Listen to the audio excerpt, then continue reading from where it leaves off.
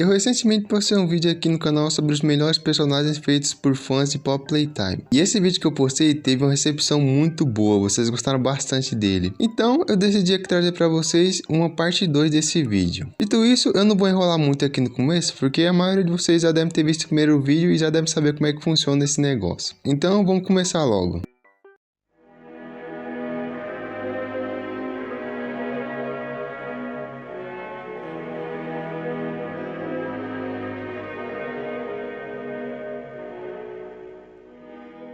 Vanilla Milla, também conhecido como Experimento 1305, foi um dos últimos brinquedos criados pela Playtime Company em parceria com uma empresa chamada Zetos Corporation, que faz parte de uma AU chamada Capítulo 3, Aterrissando em Gelo Fino. Na história da AU, a Vanilla Milla foi criada com a intenção de ser um brinquedo com a capacidade de produzir sorvete através de sua boca. Porém, após a falência da Zetos Corporation, a Playtime Company, que não é boba nem nada, ficou com todos os direitos da personagem e decidiu transformá-la em mais um dos seus experimentos, utilizando uma garota órfã chamada Bianca Isberts. E bom, o experimento deu certo e a garota virou a Vanilla Milla. Porém, essa transformação veio com um efeito colateral, que foi a fome descontrolada que a Milla tinha. Tudo o que ela fazia ou pensava era com o único intuito de satisfazer a sua fome. Não importa que ela tivesse que derrubar ou matar para que isso acontecesse. Outra coisa que chamava atenção na Milla era sua inteligência, que tirando o 1006, a Milla era o experimento mais inteligente da fábrica. Mas após tudo isso que eu falei, a AU dá um salto de tempo, e nós vamos para o que seria na cronologia oficial da franquia, o capítulo 3, onde após sair dos escombros do trem, o player dá de cara com a Milla, que de uma forma gentil e amigável se oferece para ajudá-la a voltar para a Game Station. E obviamente o player aceita essa proposta, e os dois começam a passar por vários cômodos da fábrica, repletos de restos de sangue e brinquedos mortos. Mas quando os dois entram em um corredor, eles já avistam de longe o Huggy Wuggy, que os ataca, e durante a perseguição, a Milla tenta ajudar o jogador a distrair no Huggy Wuggy com um obstáculo. Isso funciona e os dois conseguem fugir. E como prometido, a Milla leva o player até um elevador que o levaria até a Game Station. Mas assim que o player está prestes a entrar no elevador, a Milla de repente o destrói e começa a perseguir o player, iniciando uma perseguição onde a Milla começa a perfurar buracos nas paredes e portas para chegar até o player. E enquanto é perseguido, o player invade a sala de incineração,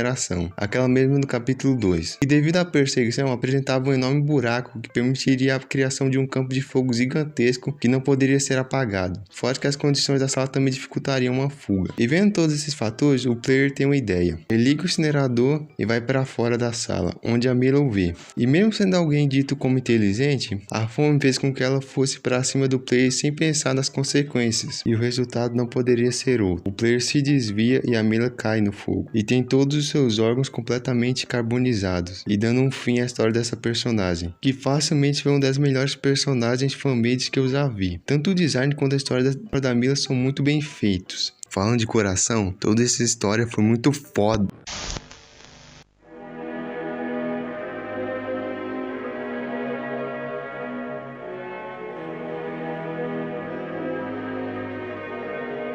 Frogpad é um personagem criado por Bubblegum Cookie, um design bastante inspirado nos Smiling Critters, até porque na história desse personagem ele foi criado para ser o 9º membro do grupo, sendo lançado um ano após a criação do grupo original, para celebrar o sucesso dos Smiling Critters. E assim como o resto do grupo, o Frogpad também se tornou um sucesso de vendas, logo no seu começo. Enquanto isso acontecia dentro da Playtime CEO, uma garota órfã chamada Lane Fruton havia sido levada até a Playcare, onde ela conheceu e se apaixonou pelos Smiling Critters, principalmente o Frogpad. Porém, teve um único brinquedo que ela não gostou muito, que era o nosso querido Catnap. Com o sucesso, a Playtime precisava urgentemente de uma criança para ser usada na criação de experimento desse personagem. Então, eles começaram a procurar candidatos, mas sem sucesso. Eles até tentaram a Lane, que também não funcionou. Porém, quando eles mandaram ela de volta para o orfanato, a Lane começou a ter pesadelos sobre o Catnap. Inclusive, durante as aulas da Miss Delight, a Lane começava a desenhar esboços horríveis dela e o Catnap juntos. Os funcionários da Playtime até tentaram dar para ela uma pelúcia do Catnap para ver se melhorava a situação, mas isso só fez ela gritar desesperadamente. E vendo que não tinha mais opções e percebendo que essa histeria da Lane já estava começando a incomodar outras pessoas, eles decidiram voltar com o experimento, que dessa vez funcionou e a Lane foi transformada definitivamente no Frogpad. A partir daí, tanto as crianças quanto a própria Lane amaram essa nova forma.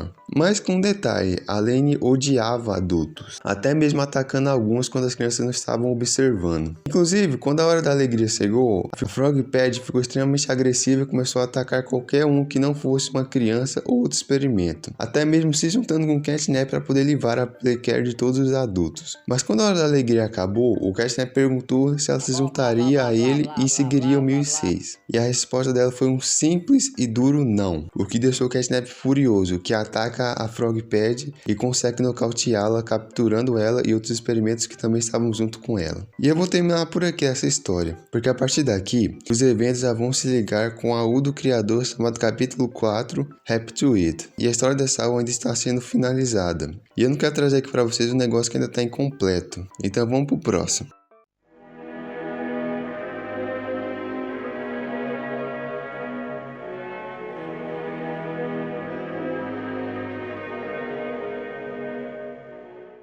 Little Skittler é um personagem criado por Motia Games, que possui uma aparência bastante semelhante aos Smiling Critters, mesmo que ele não seja considerado um. E bom, a história desse personagem é até que bem simples. Ele, assim como outros, também foi um experimento fracassado da Playtime, que foi jogado em um compactador de lixo, e ficou lá por um bom tempo. E durante todo esse tempo, a Skittler, para não morrer de fome, começou a comer lixo para sobreviver. Porém, com o abandono da fábrica após os eventos da Hora da Alegria, a Skittler ficou sem o lixo para comer, e sem mais opções, ela teve que comer o seu próprio corpo bem lentamente para poder sobreviver. E por aqui acaba a história dessa personagem. Vou ser sério que eu não esperava que o final fosse ser tão mórbido como foi, mas vamos pro próximo.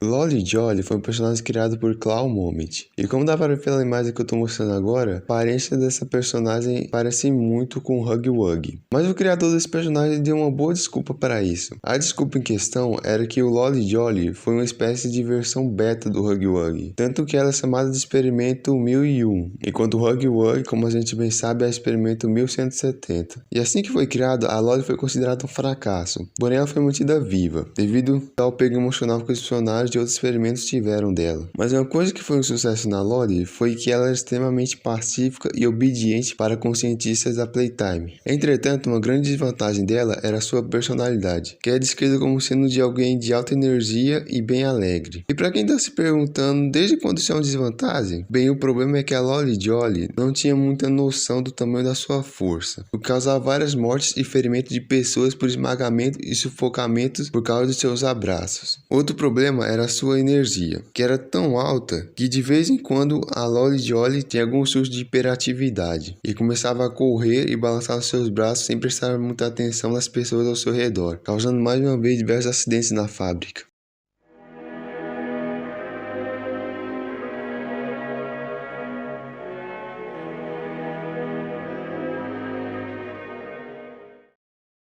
Bird Seeper é o principal antagonista de uma ursa chamada capítulo 4, Bird Food. Bert é um pássaro amarelo com 3 fios de cabelo no topo da sua cabeça. Enquanto a versão brinquedo dele tem um bico grande, pupilas grandes, uma gravata vermelha e garras pretas, a versão experimento dele tem sujeira e sangue por todo o corpo, a gravata está danificada, a sua boca está quebrada e com dentes que estão constantemente perfurando a parte de dentro da sua boca. E quanto à sua personalidade, ele é descrito como sendo extremamente agressivo e perigoso, devido ao seu comportamento animalesco, com a ajuda do seu bico grande que permite que ele engula rapidamente sua presa. E ele também tem uma versão feminina e uma versão bebê. A gente não tem mais dessas versões, mas o nome deles são Beach Tweet e Baby Seeper. E bom, a história desse personagem é só isso, porque eu não tenho muita informação sobre ele. Então eu encerro a parte dele e também esse vídeo. Eu queria pedir desculpa pelo vídeo ser um pouco mais curto do que a primeira parte. É que os personagens que tinham as maiores histórias ficaram todos para a parte 1 do vídeo. Então nessa parte 2 só ficou os personagens que não tinham tanta informação assim sobre. Mas mesmo assim, obrigado por terem assistido até o final. Redes sociais na descrição e tchau.